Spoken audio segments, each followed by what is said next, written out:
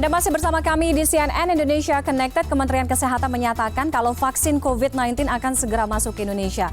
Meski begitu, Ikatan Dokter Indonesia atau IDI justru meminta agar vaksinasi tidak dilakukan tergesa-gesa. Apakah narasi vaksin ini betul menjadi solusi permasalahan di tengah pandemi? Kita akan bahas bersama Ahmad Yuryanto, Dirjen Pencegahan dan Pengendalian Penyakit Penular Kementerian Kesehatan, dan juga ada Pak Zubairi Jurban, yaitu Ketua Satgas PBID untuk COVID-19. Selamat malam Bapak-Bapak. Selamat malam. Oke, sambil mungkin kita menunggu Pak Zubairi ya, saya ke Pak Yuri terlebih dahulu. Pak Yuri, selamat malam, apa kabar? Alhamdulillah baik. Oke, Pak Yuri, kenapa vaksinasi yang katanya akan disuntikan di bulan November nanti untuk sementara di tahap awal ini hanya diperuntukkan untuk golongan usia 18 sampai dengan 59 tahun? Apakah di luar kelompok usia ini artinya tidak menjadi prioritas atau seperti apa? Kita baru punya data dari hasil uji klinis itu kan di kelompok usia 18 sampai 59 kan. Kita belum punya data uji klinis di luar kelompok usia itu. Jadi kan kita tidak akan melakukan sesuatu yang beresiko. Kita bukan mengabaikan, tetap bahwa di tahun 2021 para ahli di dunia pun juga mulai berpikir untuk kelompok usia itu vaksin yang paling cocok apa gitu. Ini yang harus masih kita pelajari. Karena prinsipnya hati-hati ya, itu jadi prinsip deh. Oke, hati-hati prinsipnya. Artinya masih ada potensi kan, masih ada kesempatan di luar kelompok usia 18-59 ini akan mendapatkan vaksin yang sama atau yang berbeda nantinya? Ya justru itu kan masih akan kita teliti ya, yang mana itu yang nanti paling cocok. Apakah pada kelompok vaksin ini sudah ada data uji klinisnya di kelompok tentang usia di luar 18-59. Oke. Pak Yuri sudah bersama kami juga malam hari ini melalui sambungan Zoom. Ada Pak Zubairi Jurban. Pak Zubairi, selamat malam. Halo. Oke. Pak Zubairi, melalui sambungan telepon juga. Sudah mendengar suara saya, Pak Zubairi? Kedengeran, ya? Oke. Pak Zubairi, di sambungan telepon juga ada Pak Ahmad Yuryanto. Tadi saya bertanya kenapa hanya ada di kelompok usia 18 sampai dengan 59. Saya ke Pak Zubairi. Hari ini ke IDI, Ikatan Dokter Indonesia, mengirimkan surat kepada Kementerian Kesehatan yang menyatakan bahwa boleh saja vaksin disuntikan, tapi sebenarnya vaksinasi ini coba deh jangan dilakukan terburu-buru atau tergesa-gesa. Kenapa? Anda melihat atau menangkap kekhawatiran dari teman-teman IDI bahwa ini agak sulit direalisasikan dalam waktu dekat, Pak Zubairi? Iya, jadi vaksin ini ceritanya gini dulu. Semua vaksin di dunia ini sebetulnya sebelum dipakai perlu lolos uji klinik fase 3. Ini kedengaran jelas ya, Mbak? Jelas. Oke, belum ada yang lolos fase 3, jadi kita ingin yang sudah lolos fase 3 dan supaya aman dan efektif. Namun memang di beberapa negara lain itu ternyata bisa memakai atas izin emergency authorization. Nah, kalau emergency authorization ini memang dilaksanakan di China dan juga di Rusia. Hanya untuk kami yang mendapat prioritas pertama vaksinasi ini ada beberapa pertanyaan, apakah benar sudah efektif dan aman atau tidak. Untuk diketahui China memakai itu, kemudian Rusia juga, kemudian Amerika untuk beberapa obat juga memakai emergency use authorization. Sedangkan kami melihat bahwa misalnya Brazil saja yang sudah selesai fase 3 pada 9.000 orang belum mau mengeluarkan datanya, mereka menunggu 15.000 orang. Jadi masih ragu-ragu untuk bilang bahwa aman dan efektif. Jadi kami menginginkan agar anggota kami dan juga masyarakat mendapatkan vaksin yang pasti aman dan efektif. Dan mungkin juga kalau pakai emergency otorisasi ini kan sebetulnya kewenangan ada di BPOM, Badan POM.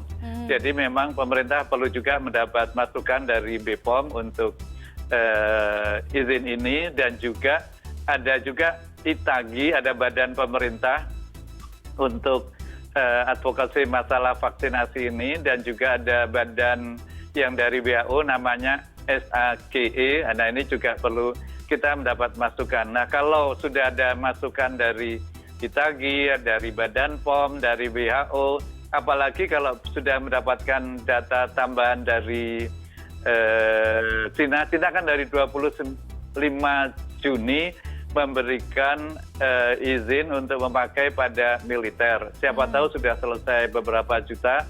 Nah itu kalau ada datanya tentu lebih mudah dari ID untuk memberikan rekomendasi. Jadi inginnya kita memang sesuai dengan instruksi Pak Presiden, maunya sesegera mungkin, namun yang jangan tergesa-gesa. Oke, jadi intinya kalau misalnya nakes ini kan menjadi salah satu kelompok prioritas kan untuk penyuntikan vaksin kan di tahap yang awal.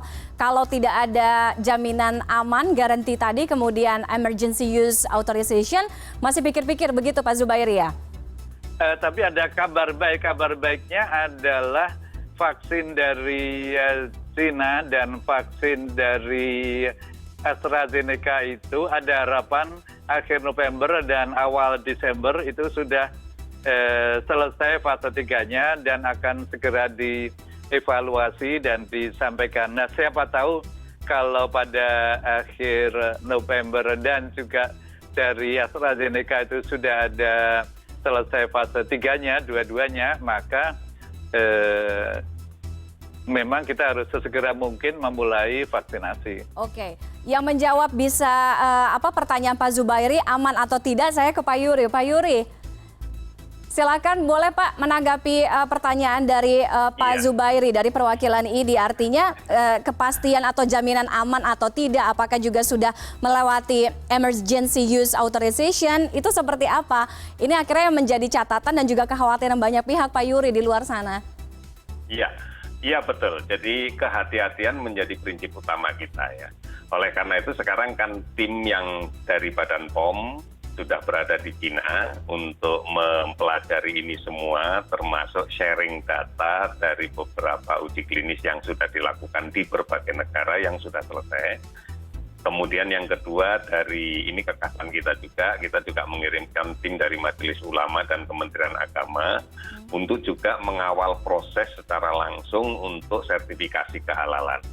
Sehingga nanti bendera start kita vaksinasi itu menunggu dari Emergency Use Authority dari Badan POM kita dan sertifikat kehalalan dari Majelis Ulama. Kalau ini semuanya sudah keluar, baru kita akan melaksanakan vaksinasi. Jadi bukan berarti kita akan melaksanakan vaksinasi tanpa dua hal itu, karena inilah prinsip kehati-hatian yang kita pakai. Sekali lagi, kuncinya adalah bagaimana hasil inspeksi atau peninjauan, termasuk mempelajari sharing data Badan POM yang sekarang sedang berada di China, dan kemudian juga bagaimana proses itu bisa dipantau dan dilihat serta diuji oleh lembaga kehalalan, sertifikasi kehalalan, jadi MUI dan Kementerian Agama. Kalau dua-duanya ini sudah kita dapatkan, maka kita akan baru memulai vaksinasi di tanah air kita.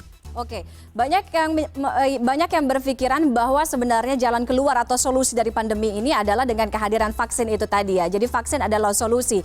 Tapi sayangnya Pak Yuri, di luar sana masih banyak juga orang yang sanksi. Tadi saya bacakan beberapa komentar dari warganet juga, karena WHO sendiri pun masih sanksi bahwa sebenarnya kehadiran vaksin-vaksin yang sekarang tengah dalam tahap uji klinis atau pengembangan ini bisa disuntikan di bulan November atau Desember. Karena paling cepat sebenarnya mungkin akhir Desember atau juga awal tahun depan, dan ada proses produksi, ada proses distribusi, sehingga kemunculannya vaksinasi ini yang paling possible waktunya adalah pertengahan 2021. Bagaimana menjawab itu Pak Yuri?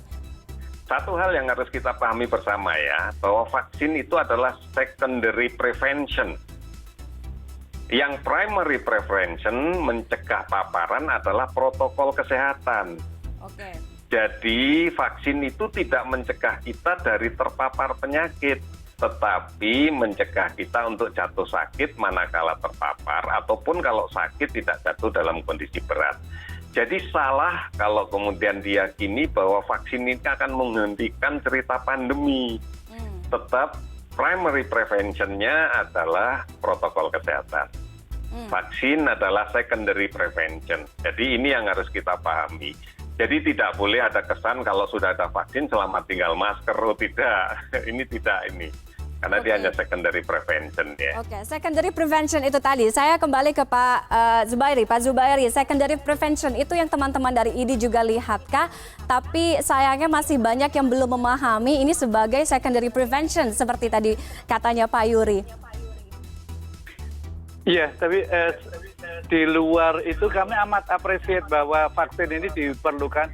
Intinya pada pandemi ini kita perlu total football. Semua upaya perlu diikhtiarkan, baik vaksin, baik untuk pakai masker, jaga jarak, terus itu semuanya amat sangat diperlukan. Jadi kami amat appreciate bahwa pemerintah ingin mengadakan vaksin ini dan memberikan kepada nakes sebagai prioritas. Hanya kami tentu ingin menjaga sesuai dengan standar pengetahuan kami dan standar kedokteran agar semua berlangsung aman dan efektif. Oke, menjawab kekhawatiran after effect atau efek samping juga seperti apa Pak Zubairi? Kalau tadi kita tampilkan juga grafis, ada beberapa efek samping dari beberapa vaksin yang tengah dalam tahap uji klinis seperti Sinovac, kemudian AstraZeneca, itu punya efek samping. Dari ID juga melihat ini sebagai salah satu kekhawatiran atau concern besar? Oh ya, kalau efek samping yang terdokumentasi itu yang pertama AstraZeneca, itu ada satu kasus kritis Amerika dari Johnson & Johnson, itu efek sampingnya agak banyak, namun mereka tidak mengeluarkan data rinciannya. Menunggu analisa apakah efek samping yang ada itu sebab akibatnya dari vaksin atau bukan. Okay. Jadi intinya kita ingin melihat manfaat dan efek samping pada uji klinik dengan skala besar. Artinya kalau sudah puluhan ribu orang divaksinasi. Oke. Pak Yuri, penting juga untuk masyarakat terkait dengan elaborasi pemahaman terkait dengan vaksin COVID-19. Karena banyak sekali di luar sana yang akhirnya seakan terlena dengan kehadiran vaksin ini, tidak sadar seperti tadi yang Pak Yuri sampaikan. Ini sebenarnya adalah secondary prevention, Pak Yuri. Ya inilah yang menjadi risk communication kita ya. Ekspektasi masyarakat terhadap vaksin luar biasa karena memang kita sadar kita semua sudah capek menghadapi pandemi ini. Kita berharap memang kita bisa mengatasinya dengan baik. Tetapi harus kita ingat bahwa pandemi ini menyerang banyak negara. Jadi bukan sebuah jaminan manakala satu negara sudah mampu melakukan vaksinasi seluruhnya akan bebas, akan aman. Karena kan negara yang lain belum tentu sudah selesai. Kita lihat di China saja sampai sekarang begitu ketatnya setiap kunjungan ke Beijing atau ke China, ke mainland-nya pasti dikarantina 14 hari. Sekalipun swab-nya negatif, tetap aja semuanya harus karantina 14 hari. Inilah yang harus kita pahami bersama. Oleh karena itu masyarakat juga saya mohon juga memahami ini. Kami tidak akan intinya untuk memberikan edukasi bahwa vaksin ini bukan akhir dari pandemi. Masih panjang cerita tentang pandemi. Sebenarnya perubahan perilaku lah yang bisa mengakhiri ini semua. Dan ini juga harus dilakukan dengan disiplin terus-menerus dan ini seluruh dunia. Karena ini kan pandemi ya, bukan hanya penyakit yang ada di negara kita saja. Ini yang menjadi penting. Oke, itu yang menjadi penting ya. Baik, Bapak-Bapak terima kasih sudah bergabung dengan CNN Indonesia Connected malam hari ini. Selamat malam Pak Ahmad Yuryanto dan juga Pak Zubairi Jurban. Malam Prof. Yuri, malam semuanya. Selamat malam Pak Zubairi.